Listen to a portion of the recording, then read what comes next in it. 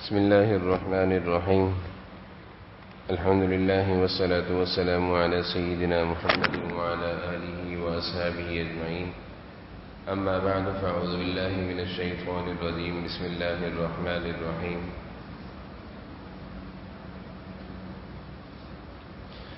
ومن يتوكل على الله فهو حسبه. وقال تعالى: وعلى الله فليتوكل المؤمنون. صدق الله العظيم. اللهم صل على سيدنا ومولانا محمد وعلى آل سيدنا ومولانا محمد وبارك وسلم. اللهم صل على سيدنا ومولانا محمد وعلى آل سيدنا ومولانا محمد وبارك وسلم. میرے قابل احترام بزرگوں اور عزیز بھائیوں، اللہ تعالیٰ نے اس دنیا کو دار الاسباب بنایا ہے. اس دنیا میں انسان اپنی ضرورت اور اپنی حاجت پورا کرنے کے لیے کوئی نہ کوئی ذریعہ، وسیلہ، اسباب اختیار کرتا ہے، تو اس کا کام ظاہری اسباب کے پورا ہوتے ہوئے ہو جاتا ہے، اور کبھی کبھی نہیں بھی ہوتا. کبھی ایسا بھی ہوتا ہے کہ انسان اسباب اختیار بھی کرتا ہے، کوشش بھی کرتا ہے، محنت بھی کرتا ہے، لیکن پھر بھی اس کا کام نہیں ہوتا. وہ جو چاہ رہا ہوتا ہے ویسا نہیں ہوتا.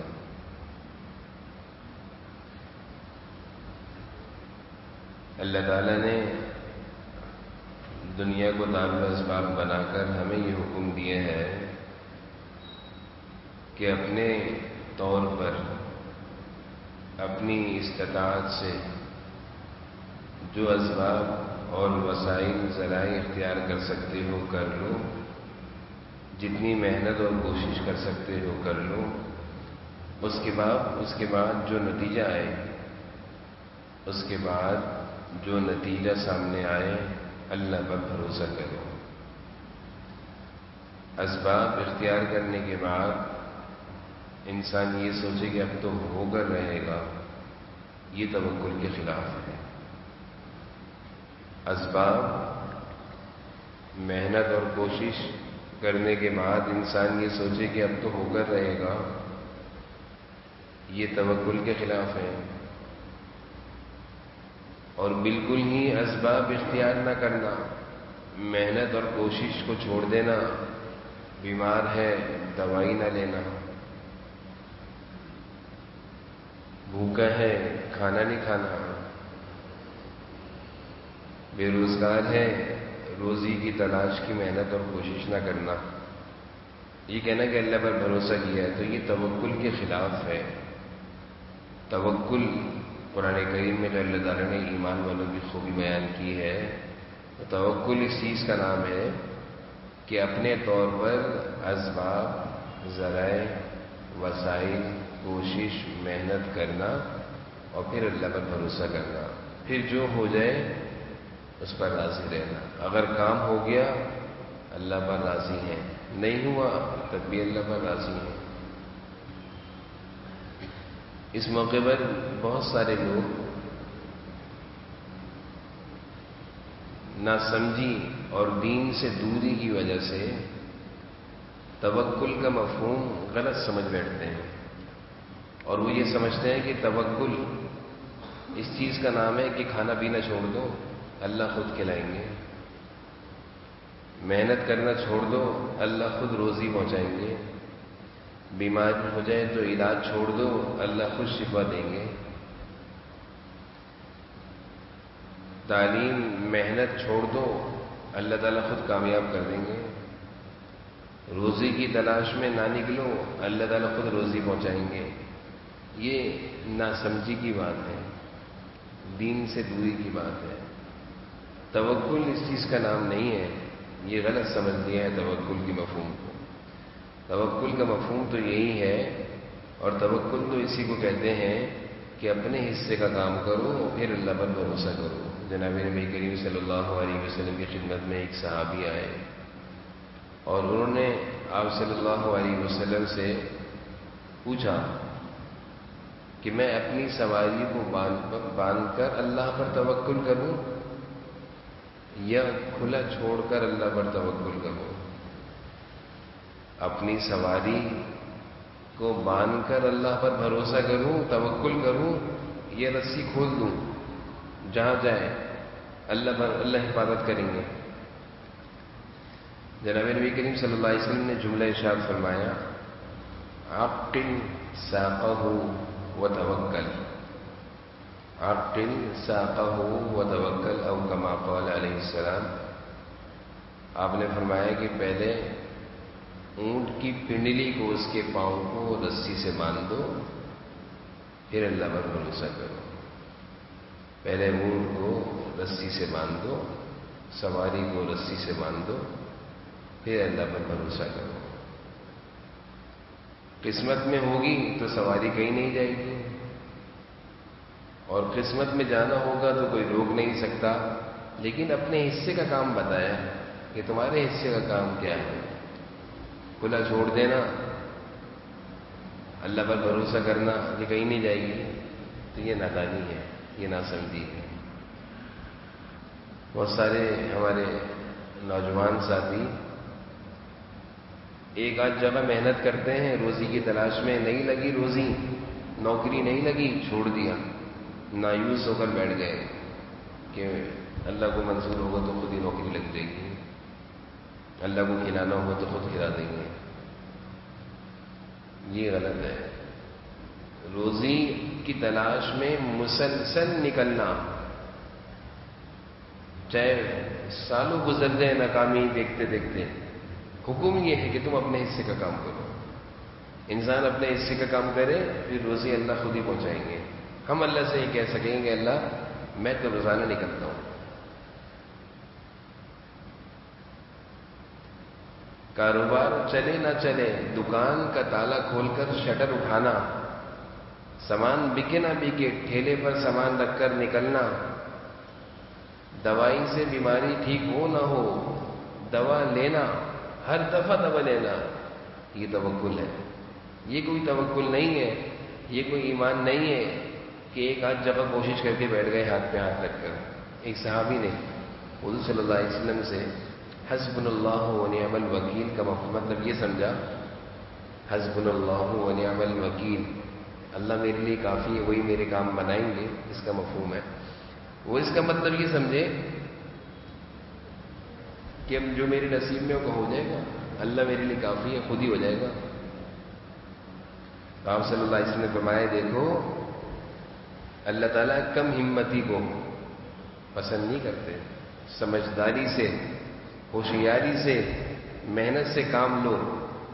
اس کا یہ مطلب نہیں ہے کہ اللہ میرے لیے کافی ہے، اللہ بہترین کارساز ہے، ہاتھ پہ ہاتھ رکھ کر بیٹھے ہوئے ہیں کہ خود ہی نوکری لگ جائے گی، خود ہی روٹی آ جائے گی، خود ہی بیماری ٹھیک ہو جائے گی، خود ہی دکان چل جائے گی، دکان بند پڑی ہوئی ہے۔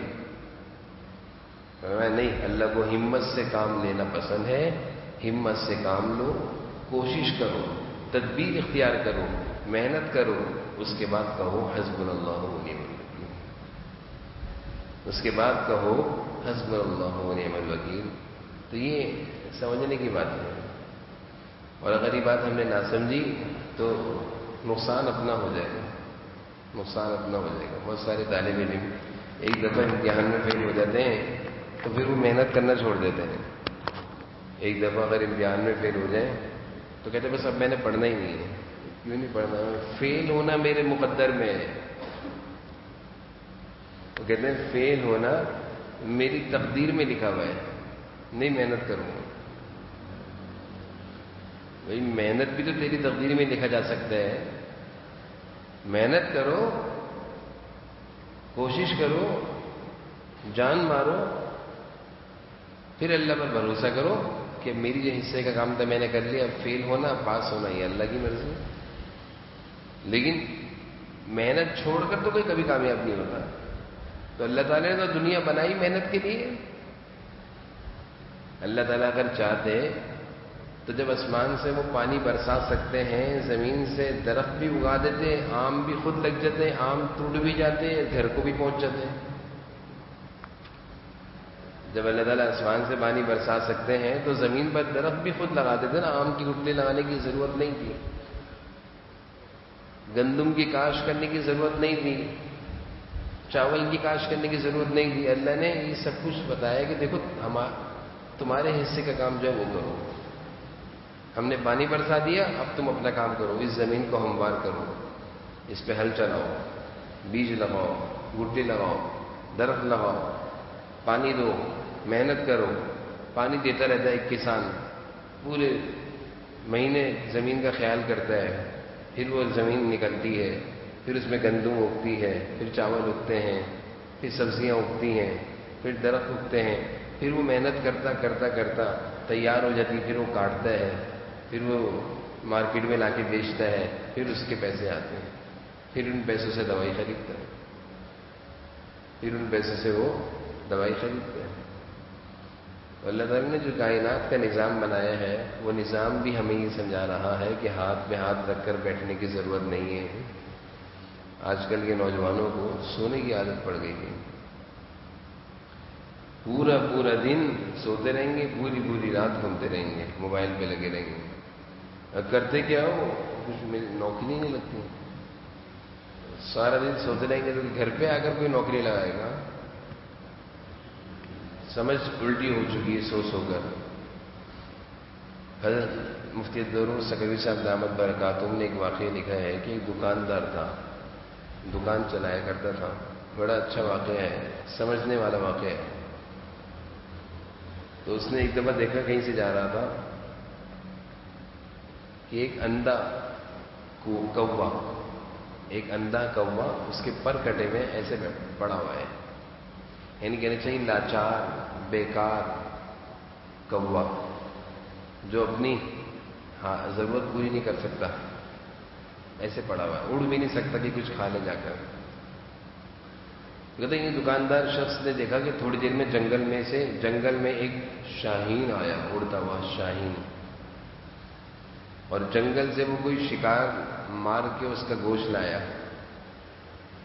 اور کوے کے منہ میں لا کے ڈال دیا۔ کوے نے منہ کھولا، اس نے ڈال دیا، پھر چلا گیا، پھر تھوڑی دیر بعد پھر وہ شکار کا کچھ اور حصہ لایا، کوے کے منہ میں لا کے ڈال دیا۔ تو یہ شخص اس نے کہا مجھے کیا ضرورت دکان کھولنے کی، جب اللہ تعالیٰ ایک معذور محتاج اندھے کوے کو کھلا سکتے ہیں تو مجھے کیا ضرورت ہے دکان کھولنے کی۔ اس نے دکان کا تالا لگا دیا اور گھر پہ پڑ گیا کہ اللہ تعالیٰ مجھے بھی کھلائیں گے، اللہ تعالیٰ مجھے بھی کھلائیں گے۔ ناسمجھی والی بات ہے، یہ نہیں دیکھ رہا کہ کوے کی حالت کیا ہے، وہ بیچارہ کما نہیں سکتا، وہ صبح اڑ نہیں سکتا، وہ جا نہیں سکتا۔ نہیں تو پرندوں کا حال دیکھیں کہ روزانہ صبح محنت کو نکلتے ہیں، روزانہ صبح محنت کرتے ہیں۔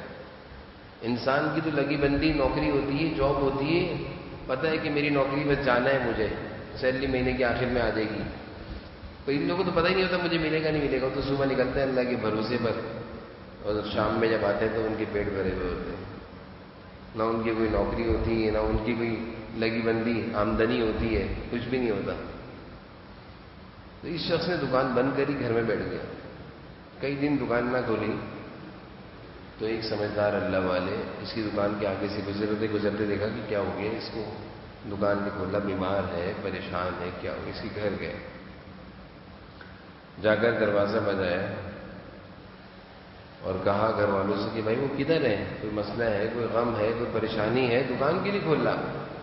تو گھر والوں نے اندر لیٹے میں مل لیں، تو یہ اندر گئے اللہ والے اور کہا کہ بھائی کیا ہو گیا، آپ دکان کیوں نہیں کھول رہے؟ کہنے لگا دیکھو میں تو دکان چلاتا تھا، محنت بھی کرتا تھا اور مشقت بھی اٹھاتا تھا، تکلیفیں بھی اٹھاتا تھا، صبح سے شام تک بیٹھتا تھا۔ ایک دفعہ میں راستے سے گزرا تو میں نے یہ منظر دیکھا تو مجھے رشک آیا کہ اللہ ایک اندھے معذور کوے کو کھلا سکتے تو ایک اللہ مجھے نہیں کھلا سکتے، اس لیے میں نے کھانا چھوڑا۔ تو انہوں نے کہا وہ بے وقوف، اللہ تعالیٰ نے تجھے سلامت ہاتھ پاؤں کی سلامتی، چلنے پھرنے کی سلامتی، محنت کوشش کر سکتا ہے، وہ کوا تو کچھ بھی نہیں کر سکتا. ابھی بزرگ کہنے لگے دیکھو تو نے 2 پرندے دیکھے ہیں، ایک پرندہ معذور ہے اور ایک پرندہ اس کی مدد کر رہا ہے. تو تم معذور انسان بن کر لوگوں کے ہاتھ کا کھانا چاہتا ہے، یہ محنت کر کے شاہین بننا چاہتا ہے؟ تم معذور اور بیمار کوا بننا چاہتا ہے، یہ شاہین کی طرح لوگوں کی مدد کرنے والا بننا چاہتا ہے؟ تجھے تو اللہ نے سلامتی اعضاء عطا فرمائے، ہاتھ پاؤں سلامت عطا فرمائے ہیں. تجھے تو چاہیے تو شاہین بن کر محنت کرے اور خود بھی اپنی کمائی سے کھائے اور اپنے گھر والوں کو بھی کھلائے. اس کو بھی نہیں سمجھ میں آ گئی کہ شاہین بننا مجھے پسند ہے، کوا بننا مجھے پسند نہیں ہے. یہ تو سمجھنے کی بات ہے کہ انسان کو اگر یہ بات سمجھ میں آ جائے کہ مجھے بننا کیا ہے، معذور بننا ہے، محتاج بننا ہے، لوگوں کے آگے ہاتھ پھیلانا ہے، تو بیٹھ جائیں گھر پہ ہاتھ رکھ کر. اور عزت کی زندگی گزارنی ہے تو محنت کرے، کوشش کرے. اللہ تعالیٰ اس کے لیے خود ہی راستہ بنائیں گے، اور اس کی جو روزی مقدر میں ہوگی اللہ تعالیٰ اس کے لیے ضرور راستے بنائیں گے. تو یہ چیز جو توکل کا مفہوم ہے، اگر ہم نے اس چیز کو سمجھا نہیں تو ہم دنیا کے بہت سارے معاملات میں دھوکہ کھا جائیں گے. اتنا سمجھ لینا چاہیے کہ اللہ تعالیٰ نے اس دنیا کو دار الاسباب، دار المحنت بنایا ہے. محنت کی جگہ محنت کرے گا نیکیوں میں، اعمال صالحہ میں، تو آخرت بنے گی. نیکیاں کرنے چھوڑ دے، نیکیاں کرنا چھوڑ دے، نماز پڑھنے کی محنت چھوڑ دے. میں کیوں محنت کروں، میں کیوں نیک کام کروں؟ اللہ تعالیٰ مجھے جنت میں ڈالنا ہوگا ڈال دیں گے، اگر میرے لیے جہنم ہوگی تو جہنم میں جاؤں گا. تو یہ بھی بیوقوفی ہے. دنیا تو اللہ نے دار المحنت بنائی ہے، محنت کی جگہ ہے. یہاں آخرت کو بنانے کے لیے بھی محنت کرنی ہے. یہاں پہ دنیا اپنی اچھی کرنے کے لیے بھی محنت کرنی ہے، اپنے بیوی بچوں کا پیٹ پالنے کے لیے بھی محنت کرنی ہے، اپنے کھانے پینے کے لیے بھی محنت کرنی ہے، اور اپنی آخرت میں جنت میں اچھے مرتبہ اور اچھے درجات حاصل کرنے کے لیے بھی محنت کرنی ہے. اور اگر ہم نے محنت چھوڑ دی کہ اللہ کو جو منظور ہوگا وہ ہو جائے گا، جنت میں جانا ہوگا جنت میں بھیج دیں گے، میرے مقدر میں جو لکھا ہوگا جہنم لکھی ہوگی تو جہنم میں جاؤں گا، مجھے کیا ضرورت ہے نیکیاں کرنے کی. تو یہ غلط ہے. یہ چیز ایسی ہے کہ انسان اس کی وجہ سے بہت زیادہ غلط فہمی کا شکار ہو کر اپنے نقصان کر لے گا. اور ایسے بہت سارے لوگ ہیں بیچارے جو اس طرح کی چیزوں کا شکار ہوتے ہیں، جن کی ذہنوں میں مختلف قسم کی باتیں آ جاتی ہیں. جیسے بہت سارے لوگ کہتے ہیں بیچارے ذہنی لحاظ سے تھوڑی سی طبیعتاً کمزور ہوتے ہیں تو نفسیات اور ڈپریشن کا شکار ہو جاتے ہیں. ذہن کمزور ہوتا ہے تو کیا خیال آتا ہے کہ میں اگر جہاز میں بیٹھوں گا تو جہاز گر جائے گا، تو وہ سفر ہی نہیں کرتے. اگر میں گھر سے باہر نکلوں گا تو کوئی مجھے آ کے مار دے گا، تو وہ گھر سے باہر نہیں نکلتے. اگر میں کھانا کھاؤں گا تو اس میں ہو سکتا ہے کسی نے کچھ ملا دیا اور میں مر جاؤں گا. ایسے ہیں لوگ کہ وہ اپنی بیوی کے ہاتھ کا کھانا نہیں کھاتے کہ اس نے کچھ ملا دیا، زہر ڈال دیا، مجھے مارنا چاہتی ہے. گھر سے باہر نہیں نکلتے. یہ کیا ہے؟ یہ مختلف قسم کے خیالات، وہم، وسوسے. اس کا علاج کیا ہے؟ ہمارے حضرت حکیم اختر صاحب رحمۃ اللہ علیہ، حضرت شاہ حکیم محمد اختر صاحب رحمۃ اللہ علیہ، وہ فرمایا کرتے تھے اس کا علاج یہ ہے کہ اپنی صحت کا علاج کرو، ڈاکٹر کو دکھاؤ، سیب کھاؤ جس سے تمہارا دل دماغ مضبوط ہوگا. کمزور ہو رہا ہے دل تمہارا کمزور ہو رہا ہے، اپنے دل کو مضبوط کرو، ایسی غذائیں کھاؤ. حضرت فرماتے تھے، حضرت حکیم تھے، مربے کھاؤ، سیب کا مربہ کھاؤ جس سے تمہارا دل دماغ مضبوط ہو. دل کی کمزوری کی علامت ہے کہ تم ہر چیز سے ڈر رہے ہو. اور فرمایا جب مقوی چیزیں یعنی طاقتور چیزیں کھاؤ اس کے بعد اللہ پر بھروسہ کر کے نکل جاؤ گھر سے باہر، کچھ نہیں ہونا۔ بسم اللہ توکلت علی اللہ، نکل جاؤ گھر سے باہر، کچھ نہیں ہونا۔ یہ سوچنا کہ اگر میں گھر سے باہر نکلا تو چلتا ہوا کوئی مجھے گاڑی مار دے گا، کراچی سے اسلام آباد جاؤں گا تو حیدرآباد وہ جہاز میں جاؤں گا تو جہاز نہ گر جائے، حج کو نہیں جا رہا، جہاز میں نہیں بیٹھوں گا گر جائے گا، تو یہ وہم ہے، اس کا کوئی علاج نہیں ہے۔ اس کا علاج ایک ہی ہے، اپنی صحت کا علاج کریں، اچھی غذائیں کھائیں جس سے دل دماغ مضبوط ہو، اور دوسرا یہ کہ بسم اللہ توکلت علی اللہ، اللہ پر بھروسہ کر کے کر جاؤ، کام کر جاؤ، رکو مت۔ یہ سوچنا کہ میں یہ کروں گا تو نقصان ہو جائے گا، یہ کروں گا تو ایسا نہ ہو جائے، یہ وہمی بیماری ہوتی ہے، اس کا توکل سے کوئی تعلق نہیں ہے۔ اس کا ایک ہی علاج ہے کہ اللہ پر بھروسہ کر کے جو کام بھی کرنا ہے کر جاؤ۔ تو یہ توکل اور دنیا میں اسباب اختیار کرنے کے حوالے سے یہ کچھ بنیادی اور ضروری باتیں تھیں۔ اللہ تعالی ہم سب کو سمجھنے کی اور عمل کی توفیق نصیب فرمائے۔ وآخر دعوانا الحمد للہ رب العالمین۔ الصلاۃ والسلام علی سیدنا اللہم صلی علی سیدنا یا اللہ، ہمارے اس وقت کے بیٹھنے کو، جمع ہونے کو اپنی بارگاہ میں قبول فرما۔ جو کچھ باتیں کہیں سنی اس پر ہم سب کو عمل کی توفیق نصیب فرما۔ اللہ دین کا صحیح علم، شریعت کا صحیح علم، دین کی سمجھ، فہم سلیم، فہم دین ہم سب کو نصیب فرما۔ اللہ ہم سب کو نصیب فرما، دین کے مطابق، شریعت کے مطابق، سنتوں کے مطابق اللہ ہم سب کو زندگی گزارنے کی توفیق نصیب فرما۔